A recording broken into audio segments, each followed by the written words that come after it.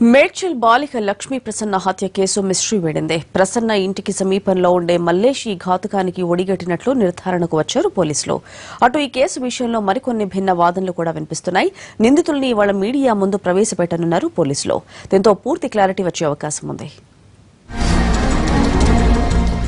3 రోజుల క్రితం మేడ్చల్ జిల్లా ఎల్లంపేట గ్రామంలో దారుణ హత్యకు గురైంది చిన్నారి శ్రీలక్ష్మి ప్రసన్న.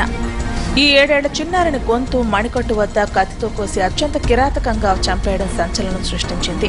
ఎలాంటి ఆధారాలు లభించకపోవడంతో 2 రోజులుగా సస్పెన్స్ కొనసాగింది.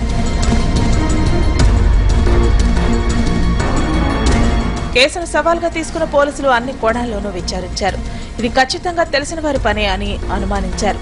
సమీప బంధువులు ఈ ఘాతుకానికి ఒడిగట్టి ఉంటారని భావించారు. విచారణ కూడా ఆ దిశగానే సాగింది. బాలిక పిన్నితో పాటు మరో యువకుడిని ప్రశ్నించారు. అనూహ్యంగా మల్లేష్ అనే మైనర్ పేరు తెరపైకి వచ్చింది.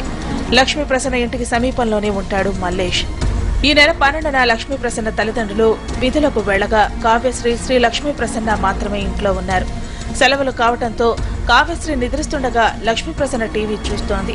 ఆ సమయంలో ఇంట్లో దొంగతనం చేసేందుకు ప్రయత్నించాడు మల్లేష్. అడ్డుకునే క్రమంలో లక్ష్మితో పెనుకులాట జరిగినట్లు తెలుస్తోంది.